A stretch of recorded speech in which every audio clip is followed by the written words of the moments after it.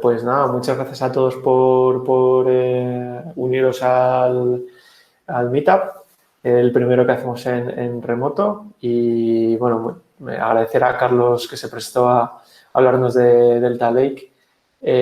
Y pues nada, con muchas ganas de oír alguna charla técnica que en estos tiempos se han reducido drásticamente. Y pues nada, después de la presentación hay una demo que nos va a hacer Carlos y un Q&A. Y más allá, dentro de lo que se pueda quedar Carlos, porque creo que si tú te vas se cierra el canal, ¿no? Pues luego también podemos hacer alguna ronda, si queréis, de charlar o si queréis tratar algún otro tema relacionado. Y nada, sin más dilación, Carlos, te paso el micrófono. Pues nada, estupendo. Muchas gracias por aceptar la invitación a venir aquí a hablar. Bueno, esta es una charla técnica porque es un grupo de ingenieros de datos, entonces la idea es, seguramente todos conocéis Databricks, al menos entre la gente de Big Data, pues es una empresa conocida. Pero no, algunos de nuestros productos o nuestros módulos no son tan conocidos como, por ejemplo, Apache Spark, que dio pues, empuje a la compañía cuando se fundó. Pero bueno, la empresa ha ido creciendo. Entonces hemos introducido pues nuevas librerías que se han liberado como código abierto en el mercado. Pues, por ejemplo, hoy venimos a hablar de Delta Lake, que añade ciertas capacidades a los lagos de datos que son bastante interesantes y que luego comentaremos. Y recientemente, en los últimos 2 años, pues el producto MLflow, que ayuda a gestionar el ciclo de vida de los proyectos de aprendizaje automático, pues también está teniendo bastante empuje. Entonces, voy a hablar un poco, antes de entrar en materia, en lo que sería Delta, un poco cómo ve Databricks el contexto histórico de las arquitecturas de datos y un poco el fundamento que nos hace pues, apuntar hacia la visión que ahora se está empujando desde Databricks, que viene a ser el Lakehouse. Entonces, en los años 70 o 80, bueno, inicialmente las bases de datos surgen en los años 70. Una vez que se crean las bases de datos relacionales, pues surge la necesidad de centralizar esa información con la idea de generar informes, apoyar a la toma de decisiones. Bueno, pues surge el Data Warehouse para consolidar un poco la visión que tienen las distintas aplicaciones, pues desde un RP, un CRM, también hojas de cálculo que se pasan a la base de datos relacional. Y el problema que tienen las bases de datos, en concreto el Data Warehouse, es que no admiten datos no estructurados. Entonces, gran parte de los datos que genera una empresa pues no tienen el formato tabular relacional que aceptaría una base de datos y se quedan fuera. Eso por un lado. Y luego, como tienes la necesidad de modelar el dato, de definir cómo va a quedar tu tabla con sus distintos campos, pues eso al final actúa como un cuello de botella, retrasa las ingestas en el Data Warehouse. Normalmente hay un equipo transversal que presta servicio a la compañía y que se dedica a hacer las ingestas y a modelar los datos, pero ese equipo se puede ver un poco desbordado y como consecuencia de ello, pues al final de los datos que queríamos meter en el Data Warehouse acaban llegando un subconjunto de ellos. Entonces, como consecuencia de esto, y casi a modo de rebeldía, pues surgió el lago de datos, donde el Data Warehouse tiene pues unas capacidades de gobierno y obliga a modelar los datos. Como se estaban perdiendo datos que no llegaban al Data Warehouse, con el lago de datos nos pasamos al otro extremo. No vamos a modelar nada, vamos a soltar los datos en crudo para disponibilizarlos y que se puedan explotar a posteriori. Entonces, vamos a soportar tanto datos estructurados como no estructurados y la idea es que ya no hay cuellos de botella porque las ingestas no requieren de modelado previo y, por otro lado, vamos a acomodar pues más tipos de datos de los que soportábamos antes, que antes solo soportábamos tablas. Problema, el Data Lake no es tan bueno a la hora de resolver consultas. Normalmente no se indexan los datos, sino que simplemente se vuelcan ahí, y si quisieras hacer consultas, pues tendrías que almacenarlos en otra base de datos, bien sea NoSQL, SQL. Tiene un problema de complejidad y, bueno, se pierden un poco las capacidades de gobierno que traía el Data Warehouse. Entonces, hay demasiada flexibilidad. Y nosotros decimos que los lagos de datos pues, se convierten casi en una ciénaga de datos. Entonces, en minería de datos, en aprendizaje automático, tenemos la máxima de que si tú tienes basura a la entrada, pues a la salida también, por muy bueno que sea tu algoritmo, vas a tener basura. Entonces, se pierde un poco el tema de la fiabilidad. Y bueno, como consecuencia de que el Data Warehouse y el lago de datos pues dan respuesta a necesidades distintas, a día de hoy lo que están haciendo las empresas es, pues yo me monto mi Data Warehouse, bien sea on-premise o en la nube, y paralelamente tengo mis lagos de datos para dar cabida a los datos no estructurados.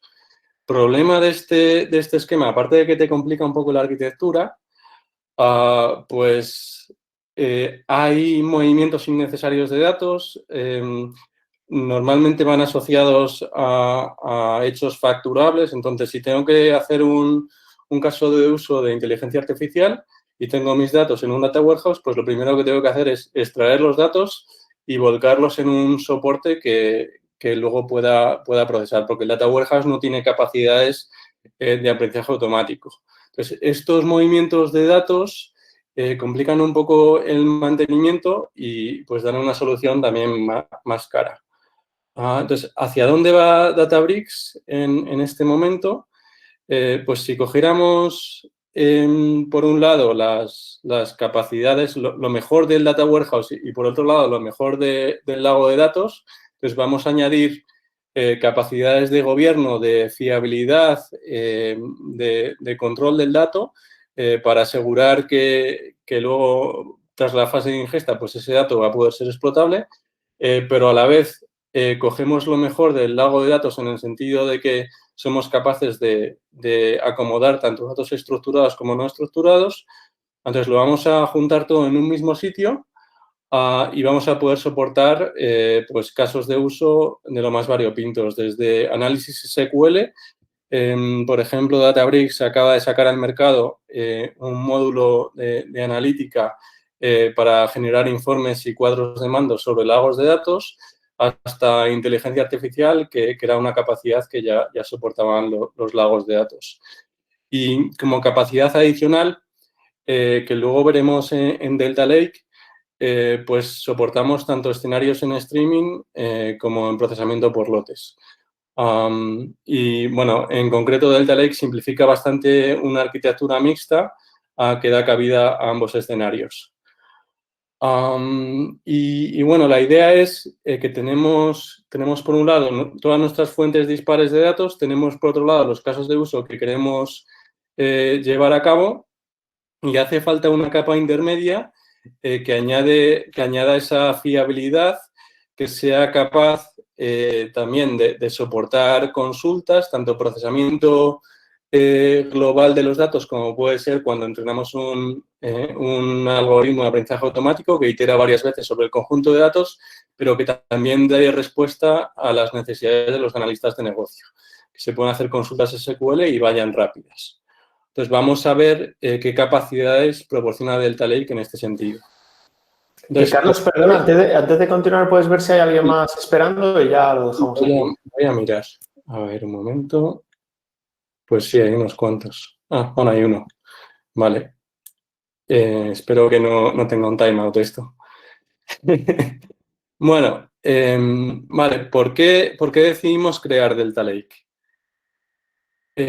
Como comentaba antes, la ingesta de datos es la base de todo. Si falla el proceso ETL, pues todo lo que tengas detrás que se apoya en esos datos necesariamente va a acabar fallando también. Entonces, es un punto crítico, aunque los Lagos de datos se concibieron inicialmente para analítica y la analítica no tiene normalmente requerimientos de real time. Si empiezas a soportar escenarios en streaming, que son capacidades que te proporciona Databricks, es muy, muy importante que el sistema no se venga abajo. Y, por otro lado, que no se corrompan los datos, porque eso compromete los escenarios de explotación que hay detrás. Entonces, una de las ventajas que tiene el tener un producto en la nube es que somos capaces pues de monitorizar todo, de seguir métricas, también podemos utilizar los tickets de soporte que nos llegan en las incidencias que hay que resolver para identificar necesidades. Y en concreto, pues cuando decidimos crear Delta Lake, estábamos teniendo todo tipo de incidencias relacionadas con la integridad. Desde mi flujo de ETL acaba de corromper este fichero de Parquet porque hay una persona que ha añadido datos que no se correspondían con el esquema original, o temas de falta de transaccionalidad. Los lagos de datos, pues normalmente no tienen las capacidades de una base de datos nacional, en el sentido de que no te garantizan atomicidad.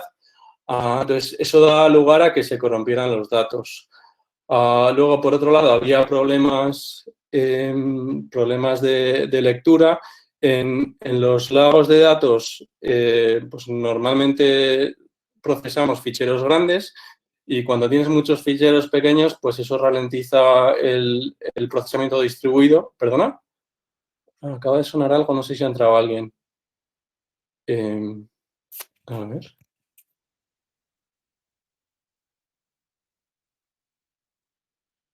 Madre mía, la cantidad de gente que hay. Vale.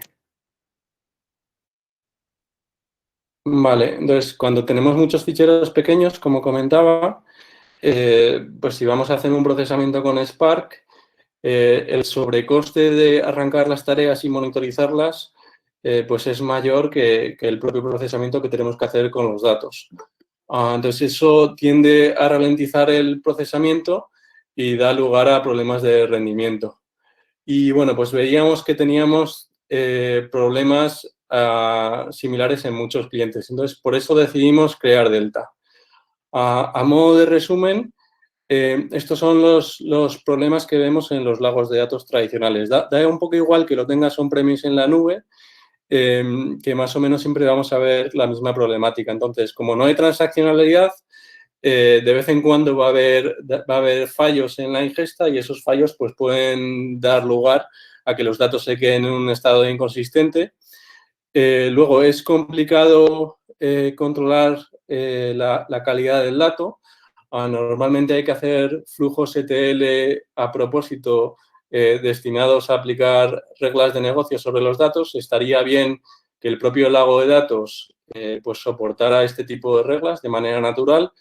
Y, bueno, la falta de transaccionalidad que ya hemos comentado antes. Entonces, Delta, para los que no lo conozcáis, es una librería que está basada en Parquet como base de almacenamiento y distribuye los datos en el Global Storage habitual que pueda tener vuestra nube. Como Databricks es una plataforma gestionada en la nube, pues digamos que si trabajas con AWS se almacenarán los datos en S3 y si estás en Azure, pues en Azure Blob Storage.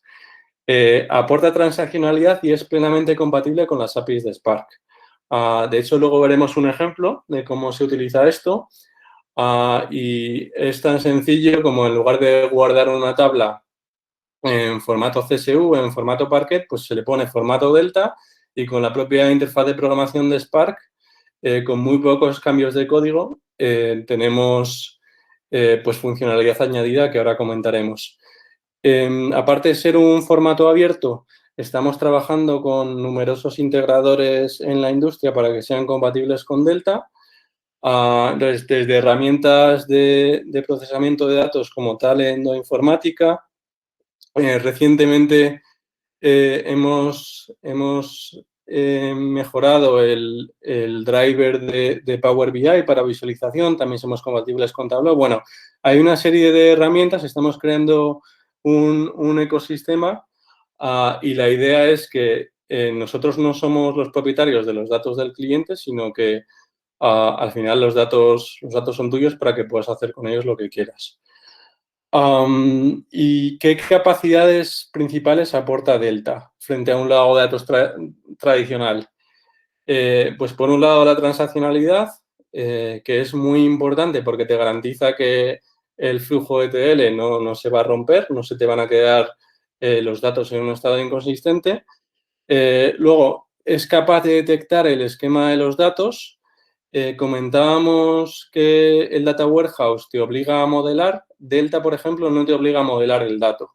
Entonces, cuando haces una primera inserción en una tabla Delta, automáticamente reconoce el formato de los datos y lo almacena. Y luego, cuando haces una inserción adicional, va a comprobar que las nuevas filas que se están insertando son compatibles con la tabla original. Entonces, en el caso de que no lo sean, te daría una excepción. Soporta escenarios en batch y en streaming. De hecho, es una capacidad muy interesante porque bajo la estructura de procesamiento que tiene Extractor Streaming con Spark, como tú procesas los eventos como si fuera una tabla y en un caso de procesamiento por lotes, pues también estás tratando con tablas, la misma API de programación de manera natural soporta escenarios en streaming y en batch. Y una capacidad que es bastante interesante, a todos nos habrá pasado que alguien sube código a producción un viernes por la tarde, que es algo que no debería hacerse, y de repente se rompe algo. Entonces hay que volver al estado original. Entonces, si se tratara únicamente de código, pues tú puedes coger el repositorio del GitHub o del repositorio que sea, vuelves atrás en la rama y subes a producción y has terminado.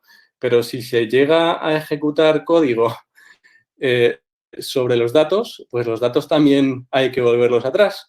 Entonces, Delta tiene una capacidad que lo llamamos de time travel, que básicamente pues te hace un versionado de los datos y tú puedes preguntarle cuál era la versión, por ejemplo, de hace 2 días. Y bueno, esto es muy interesante para escenarios productivos y también para reproducibilidad en aprendizaje automático. Entonces, cuando entrenas un modelo, saber con qué versión de los datos entrenó y poder diagnosticar pues problemas de sesgo que pueda haber, todo tipo de cuestiones. Entonces, por un lado, Delta proporciona fiabilidad, pero por otro lado es muy rápido, tiene un buen rendimiento. Entonces, en esta gráfica vemos varias cosas. Por un lado, si estáis trabajando con Spark 2.4, sería muy recomendable que actualizarais a la última versión de Spark, a la 3. Bueno, ya no es 3.0 siquiera porque ha habido versiones nuevas, pero a las 3. algo, porque hay mejoras notables de rendimiento en las últimas versiones de Spark.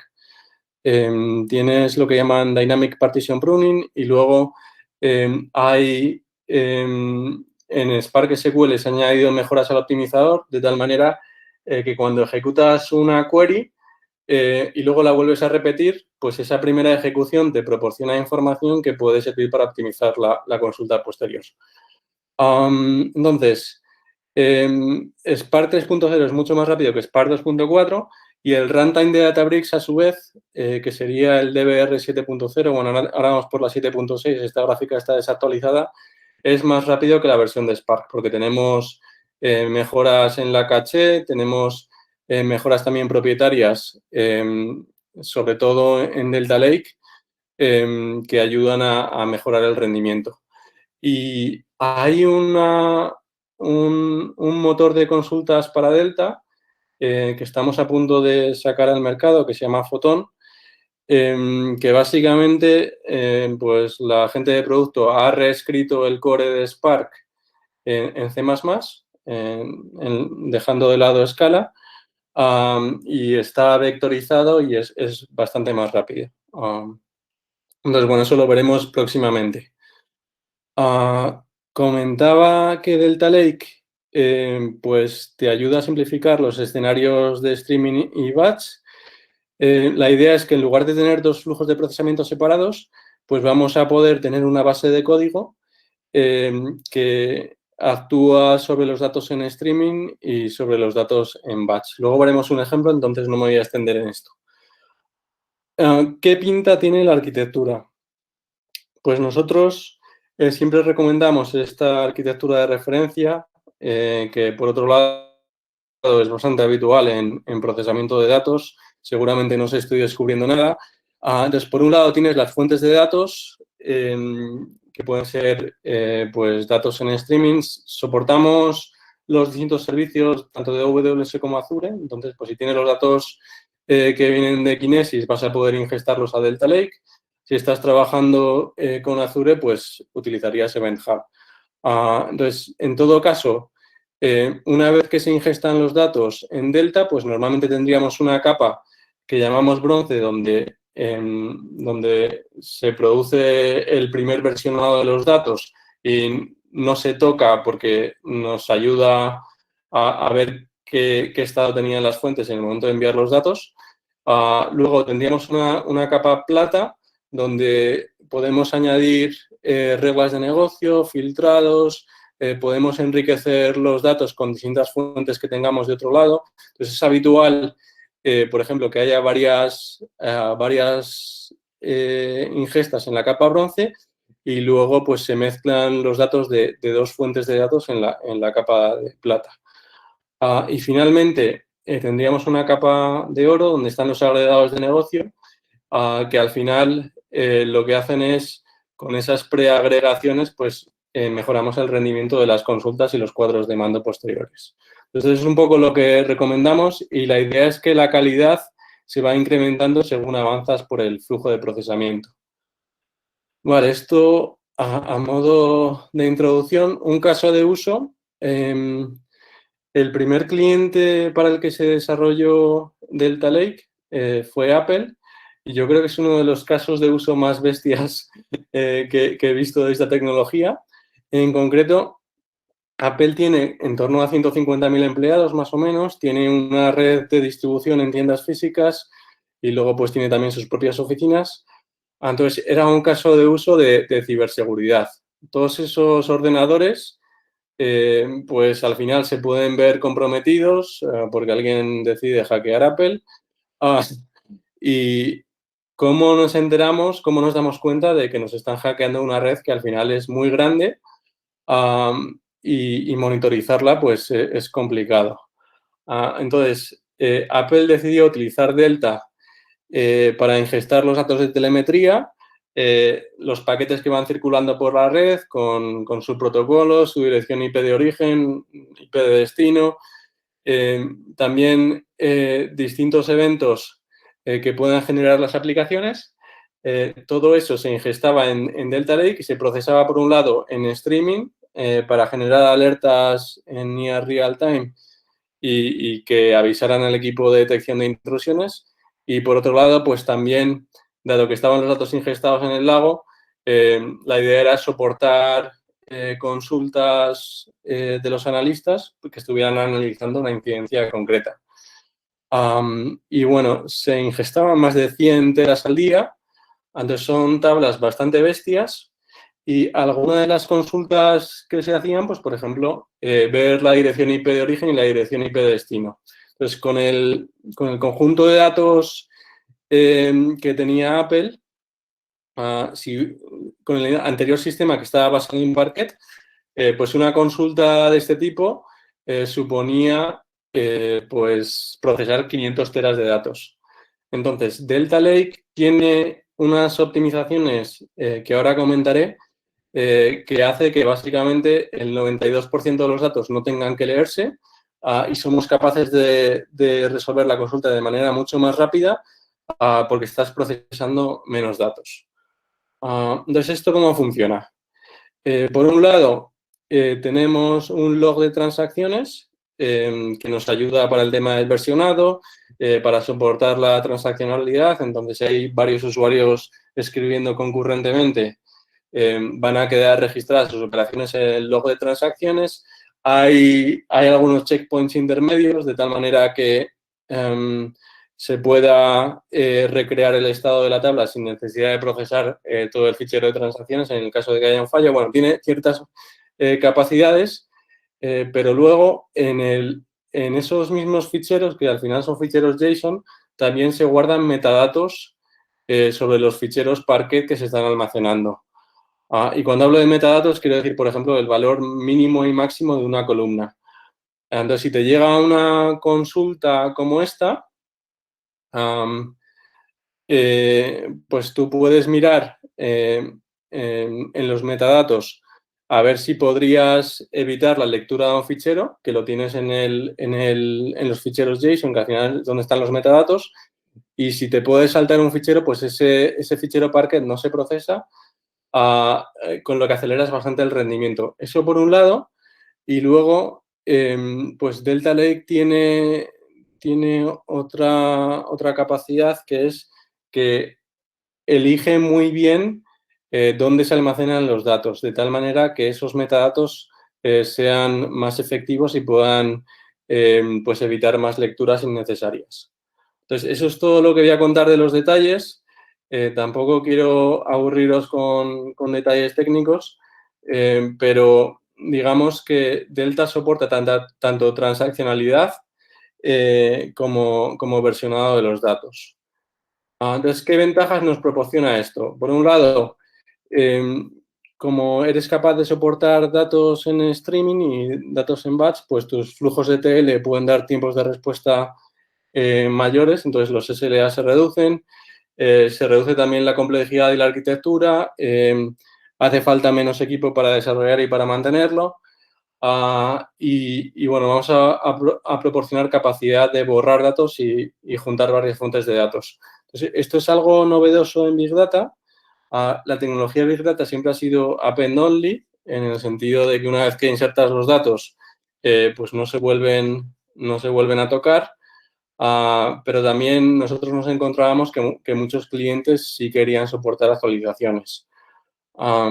Entonces, luego veremos un ejemplo. Y luego, bueno, los costes de infraestructura, como tenemos Delta Lake que está en la nube, pues al final va a autoescalar y va a adaptarse a los patrones de demanda que tengamos. Vale, ¿cómo se usa? Entonces, por un lado, tenemos interfaz SQL. Entonces, dentro de un notebook de Databricks, tú puedes hacer consultas a una tabla Delta con la interfaz de Spark SQL habitual. Pero también tenemos interfaces desde Python y de Scala.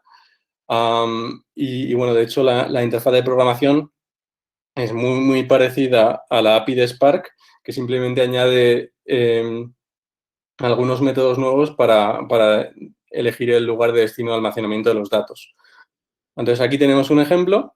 En lugar de escribir, vamos a guardar este data frame con formato Parquet, pues el único cambio que hace falta es poner Delta, y esto automáticamente te añade capacidades de versionado, te añade las capacidades de volver atrás en el tiempo, en el flujo ETL que comentábamos antes, y te aporta también la transaccionalidad. Entonces, tú puedes tener múltiples aplicaciones o individuos escribiendo sobre una tabla Delta y te garantiza que los datos no se van a corromper. Entonces, tiene capacidades para hacer upsearch, mezclar dos fuentes de datos, y la sintaxis es un poco farragosa, pero te da cierto control en el sentido de que puedes elegir qué acciones tomar cuando se cumplen las condiciones. Y bueno, te permite el actualizar la base de datos sin tener que reconstruirla por completo. Y bueno, el tema de volver atrás en el tiempo sería tan sencillo como hacer una query, una select, donde aparte de especificar la tabla de origen y la condición de filtrado, si la hubiera, pues añades un par de sentencias más donde dices, por ejemplo, quiero volver a la versión de ayer a las 10:30. O quiero volver a la versión 5, porque también hay una tabla donde se guardan las distintas versiones, que es útil para temas de auditoría. Y bueno, antes de ir a la demo, pues lo último que os quería comentar es el tema de forzar el esquema.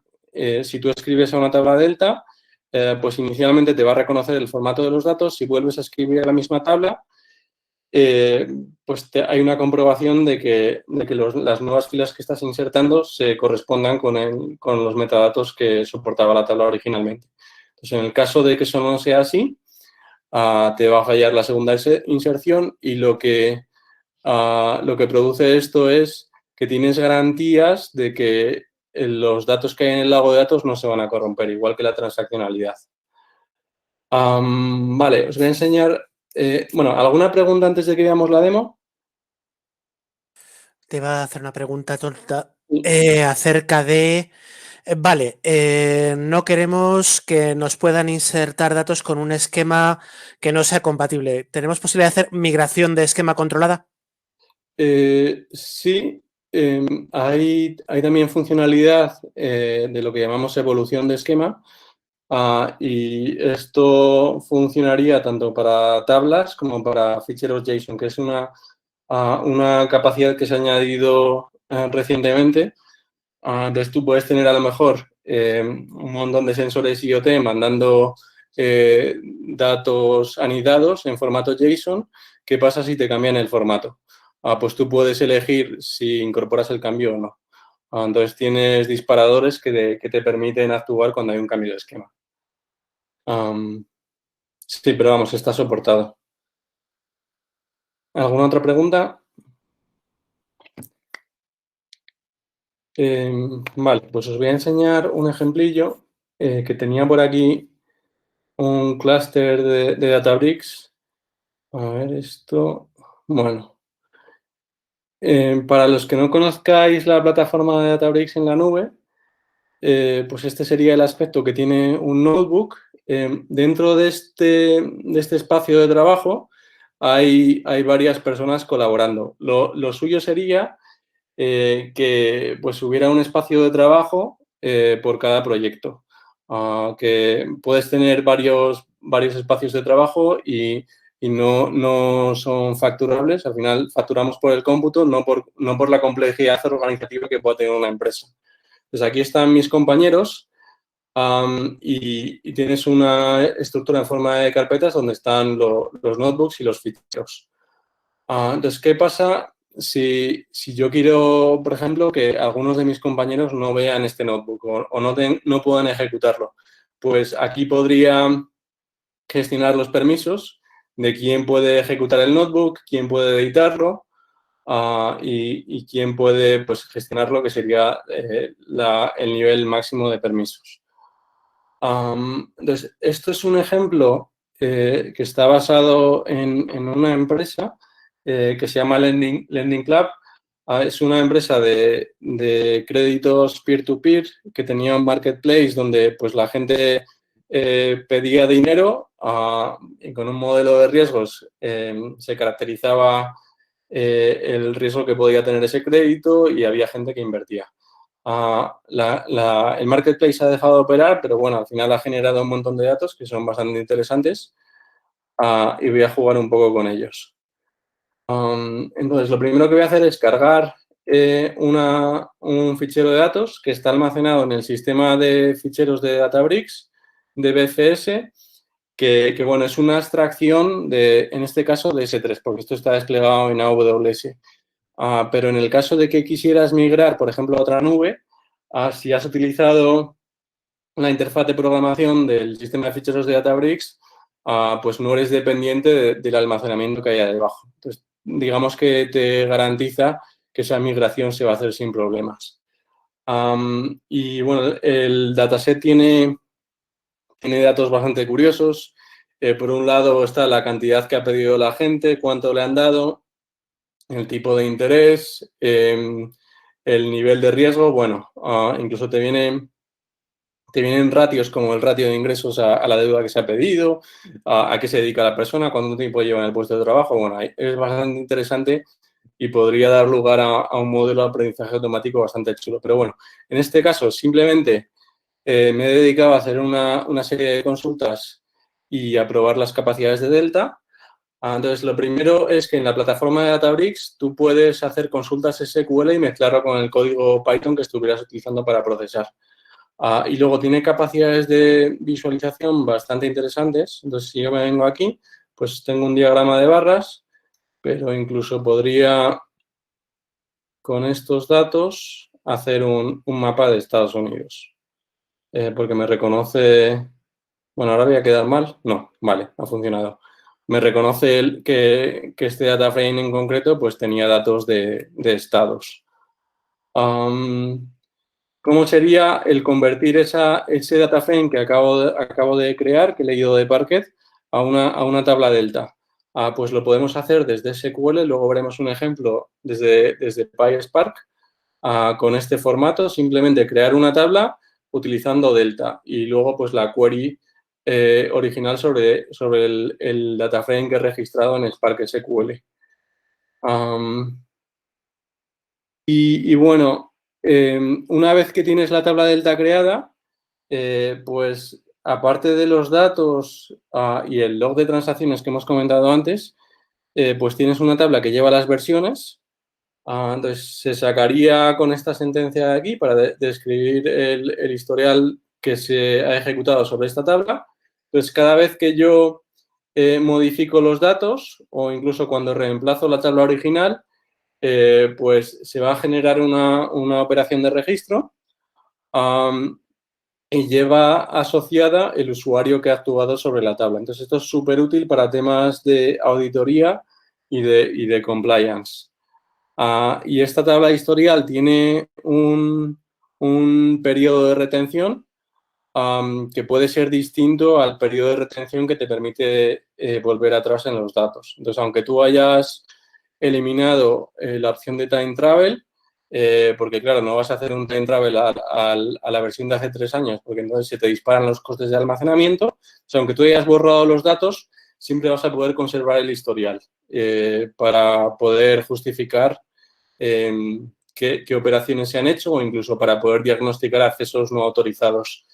Databricks, a la hora de hacer a las tablas, soporta listas de control de permisos, igual que hemos visto para los notebooks. Entonces, yo podría, dentro de este workspace, restringir qué usuarios pueden leer los datos o modificar una tabla delta. Bueno, tienes ciertas capacidades de gobierno que al final son pues muy útiles en un entorno empresarial. Entonces, vamos a borrar un registro que, bueno, debería estar, creo que es el primer registro que cargaba la tabla. Vale, bueno. Vamos a borrar este de aquí para que veáis que se lleva la versión y que se registra el cambio. A ver, me pierdo aquí. Entonces voy a borrar ese registro. Ejecuto la celda.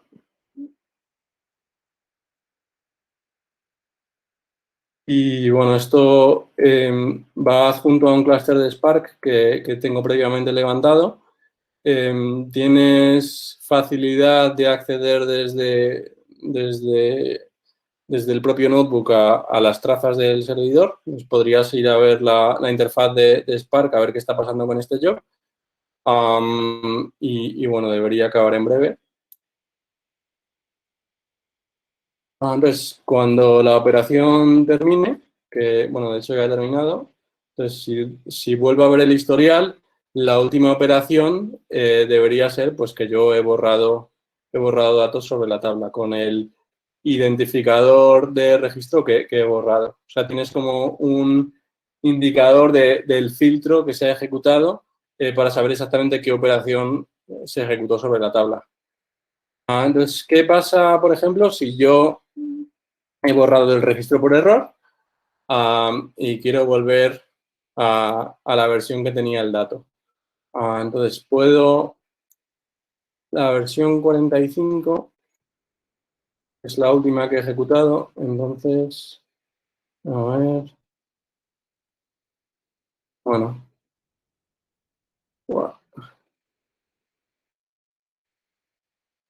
pues puedo volver, por ejemplo, a la versión 44 y debería existir todavía la fila, salvo que me haya equivocado en algo. Pues aquí está. Entonces, por ejemplo, Delta te permite soportar escenarios de GDPR. Tienes posibilidad de hacer updates, borrados. Una pregunta que me ha pasado haciendo demos a clientes es, vale, pero si te llega una persona con una petición de derecho al olvido, bórrame los datos, y vuelves a una versión anterior, pues tampoco estás ejecutando su petición. Pues, como comentaba antes, hay un periodo de retención. Por defecto creo que está puesto a una semana. La idea es que puedas diagnosticar problemas que hay en producción sin un sobrecoste excesivo de almacenamiento. Pues hay empresas que pueden querer otro periodo de retención, quizá de un mes, y bueno, esto es configurable. Pues esa es la capacidad de Time Travel. También podrías volver atrás con una fecha concreta sin saber la versión. Entonces, si tú sabes que ayer a las 12, pues tu conjunto de datos estaba bien, simplemente poniendo la fecha, pues puedes volver a la versión anterior de los datos. Y bueno, por último, os quería enseñar cómo sería la operación de juntar varias fuentes de datos. Entonces, como comentaba antes, pues la tecnología Big Data normalmente solo permite hacer inserciones. Entonces, ¿qué pasa cuando mis datos cambian? Yo, por ejemplo, he trabajado en una empresa donde usábamos BigQuery y cada vez por las noches se recreaba la tabla por completo en BigQuery porque BigQuery no soportaba actualizaciones. Entonces, si querías tener la última versión actualizada, tenías que crear la tabla por completo. Ni que decir tiene que eso pues genera unos sobrecostes importantes porque al final BigQuery te cobra por el movimiento de datos. Entonces, con Delta lo que podrías hacer en lugar de recrear la tabla por completo, podrías actualizar la versión anterior. Y bueno, aquí tenéis un ejemplo donde estoy cargando el mismo dataset, pero en lugar de limitarlo a 1000 filas, que bueno, el dataset es bastante grande, pues ahora cojo 1100 y he modificado la cantidad del crédito, lo he multiplicado, lo he incrementado un 20%. Entonces, si quisiera hacer un merge con los datos que hay en Delta, que es la tabla que he creado antes, pues registro mi nueva tabla en formato Delta con el conjunto de datos que quiero unir y luego pues tendría esta sintaxis que bueno, me va a permitir en función de una clave primaria, el identificador de petición del préstamo, el actualizar los datos o insertar registros nuevamente. Y nada, esto es un poco lo que tenía preparado. No sé si tenéis alguna duda, alguna capacidad que tengáis dudas o podríamos incluso comentar funcionalidad que va a traer Delta a futuro. Entonces, esto no es un producto estático, sino que va evolucionando y bueno, hay capacidades interesantes. Hemos comentado el tema de Photon, el motor de consultas que es muy rápido, pero Delta está evolucionando constantemente y trae nuevas funcionalidades. Pues no sé si tenéis alguna duda. Hola, sí, yo tengo una duda. Con el tema de esto del time travel, o sea, cada vez que haces una operación, según he entendido bien, en esa tabla de log se registra esa operación con un ID nuevo, ¿no? Por ejemplo, has hecho un delete y metiste el 45, ¿no? Correcto. Y cada una de esas versiones está guardado con el time travel con un periodo que dura hasta una semana, pero bueno, se puede cambiar, ¿no? Se puede configurar. Entonces, si yo, por ejemplo, tengo mi proceso que corra 700 veces al día, voy a tener 700 versiones distintas. ¿Eso no es súper alto el coste? ¿Tendría que ser yo el que elija qué versiones me interesan, cuáles no? Claro, en función de la velocidad de refresco de la tabla, pues vas a tener un periodo de retención u otro. Vas a poder configurarlo. Y luego tienes que tener en cuenta que, por ejemplo, si yo actualizo mi tabla en una operación por lotes, donde me han entrado 100.000 registros, yo no voy a tener 100.000 versiones en Delta. porque cuando hago una operación de merge, donde estoy insertando un montón de registros, me queda registrado aquí como que se ha hecho el merge, pero no viene cada operación individual. Pues delta es transaccional a nivel de operación. Entonces, tienes garantías de que el merge va a completar en su conjunto y que no vas a tener a lo mejor 99.000 inserciones que han ido bien y otra que ha fallado. Sí, si te lo pillas como una transacción. Es que nuestro problema es que cada 15 minutos hacemos una pequeña carga, pero eso es una transacción entera, esa pequeña carga. Entonces sí que nos saldría ahí reflejada. Claro, 15 minutos tampoco es demasiado tiempo, pero lo suyo es que en función de las necesidades que tengas de la velocidad de refresco, pues actualices el periodo de retención.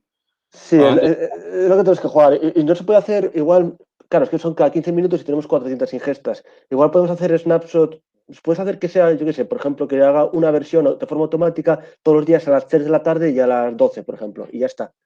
Que no sea cada vez que alguien cambie algo, sino que sea por batch, ¿sabes? Igual puede ser interesante. ¿He entendido bien? O sea, como que registrar todas las operaciones como una única... O sea, en vez de registrar cada vez que alguien hace algo, que se cree una nueva versión de forma programada todos los días a las 3 de la tarde, por ejemplo. O sea, una cosa que se puede hacer en Delta es, yo tengo una tabla que tiene un log de transacciones descomunal porque ha habido un montón de cambios. Entonces, tienes una operación vacuum, como tiene, por ejemplo, Redshift, donde básicamente tú compactas la tabla y vuelve como a su estado original. Entonces, pierdes el versionado, pero la tabla está en funcionamiento óptimo. Entonces, bueno, al final es como si configuraras el periodo de retención, pero digamos que tienes más control sobre cuándo se hace esa compactación. Vale. Vale, no sé si tenéis alguna duda más. Sí, el tema del particionado de los datos en Delta Lake, ¿qué tal va? Por ejemplo, trabajando con HDFS en Cloudera, pues tienes que tener mucho cuidado cuando empiezas a diseñar las tablas, pues en función del volumen que tengas previsto, pues ir particionando de una forma o de otra. En Snowflake, que es otra tecnología que estamos mirando, pues ellos te dicen, pues hasta que no tengas tablas a lo mejor de 50 teras, no os preocupéis por el tema del particionado, y cuando llegue el momento le hacéis un clustering a la tabla. Aquí, ¿cómo ha ido evolucionando esto en Delta Lake?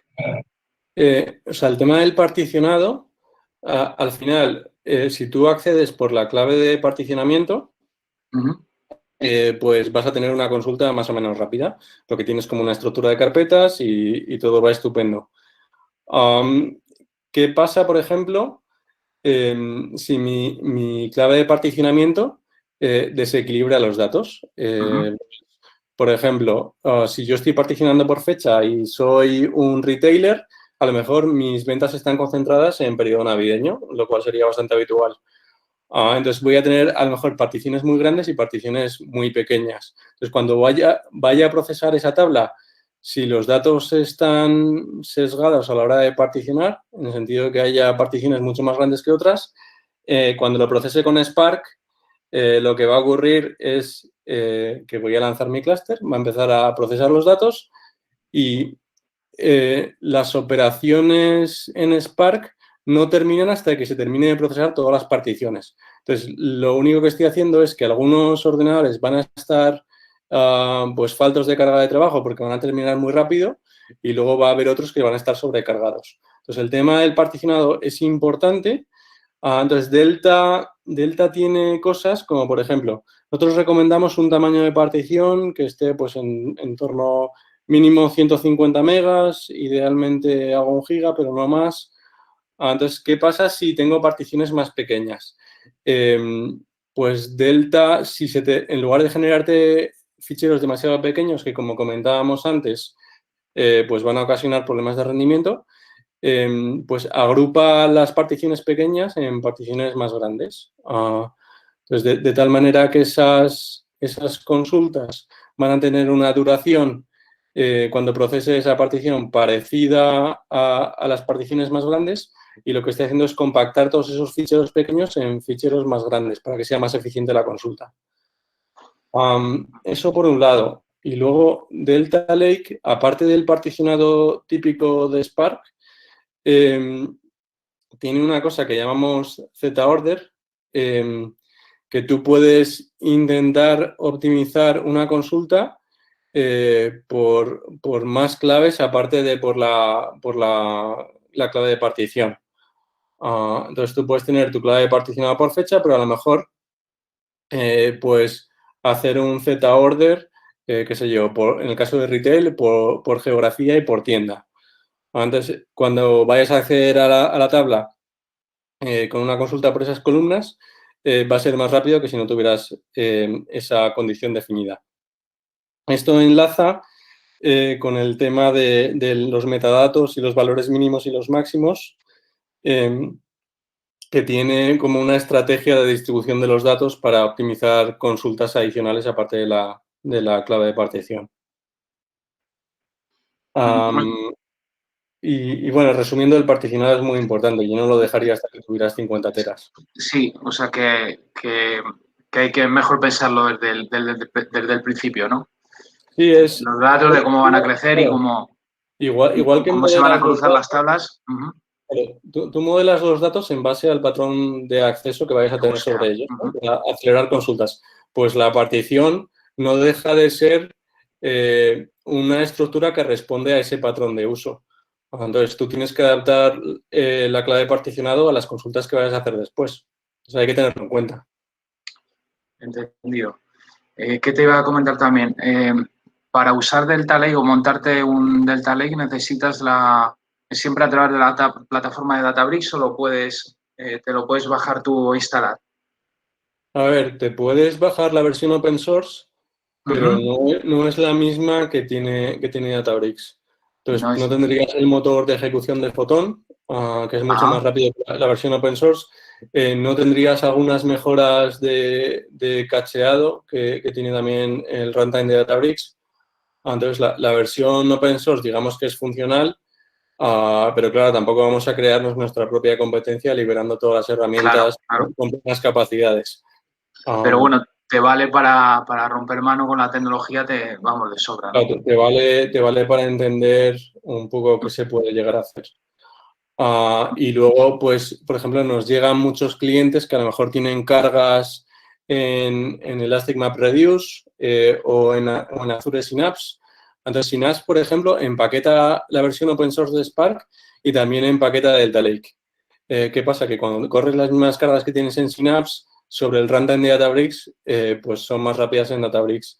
Y si tienes flujos ETL que se ejecutan periódicamente, que tienen un coste de infraestructura recurrente, pues te abarata los costes también de esas instancias.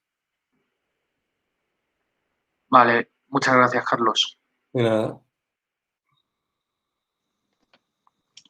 Hola, soy Borja. Una pregunta que tenía, Carlos.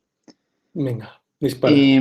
Justo con esto último que has comentado del merge, es que esto sí que no lo he terminado de entender muy bien, porque no es, por así decirlo, como la funcionalidad de un data warehouse, tú te creas un cubo de tal manera que si una dimensión, pues por así decirlo, como que la vista que tenga hacer reporting se te actualiza. Esto es simplemente que tú estableces cómo es la tabla de tal manera que no ejecutas la unión de todos los datos enteros, sino simplemente de lo nuevo que te ha llegado. ¿Correcto? Claro, tú tienes dos conjuntos de datos, el anterior y los cambios que quieres meter, que al final van a dar lugar a una tabla modificada. Sí. Entonces, pues digamos que el cómo se hace esa consulta del merge tiene flexibilidad. Tú puedes ejecutar cualquier condición para definir la lógica de juntar las dos tablas. Y luego, pues, en función de si se cumple la condición, pues haces un update o un insert. Pues si está el registro, se hará un update. Y si no está el registro en la tabla original, se hace un insert. Vale, pero tienes que hacer, por así decirlo, como la query o lo que es la petición de que mire, no es que automáticamente detecta que en una de las dos tablas origen vea que ha llegado un nuevo registro y mire si el update o el insert, ¿no? Vale, eso me lleva a las funcionalidades que están en el horno, que están a punto de salir. ¿Vale? Entonces tenemos, por ejemplo, en lo que llamamos Private Preview, que es funcionalidad que está disponible para algunos clientes que lo necesitan y que no tiene SLAs como puede ser la versión pública.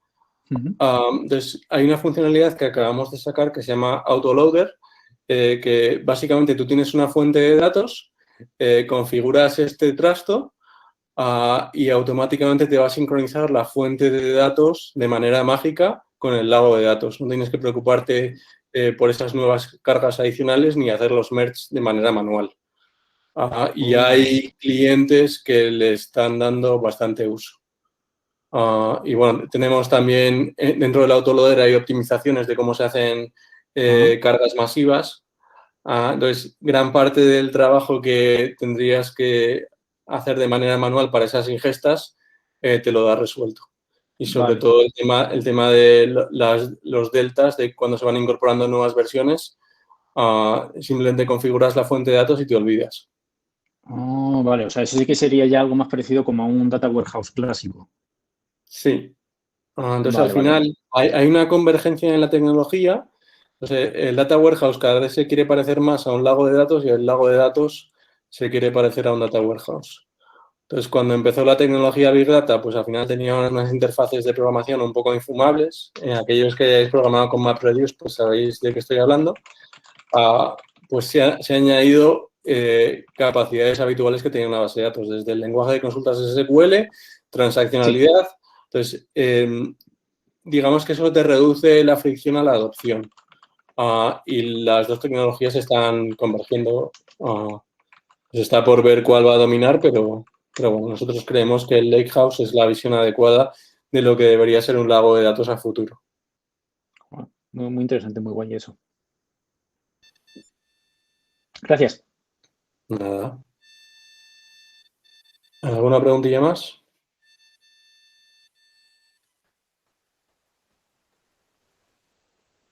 ¿A la 1? ¿A las 2? ¿A las 3? Venga, pues muchas gracias. Pues nada, muchas gracias, Carlos. Ha estado súper interesante la charla y gracias a todos por asistir y pues nada, nos vemos en la próxima. Muy chulo, muchas gracias. Muchas gracias. Muchas gracias. Buenas tardes. Hasta luego. Gracias, hasta luego. Gracias, hasta luego. Gracias, hasta luego.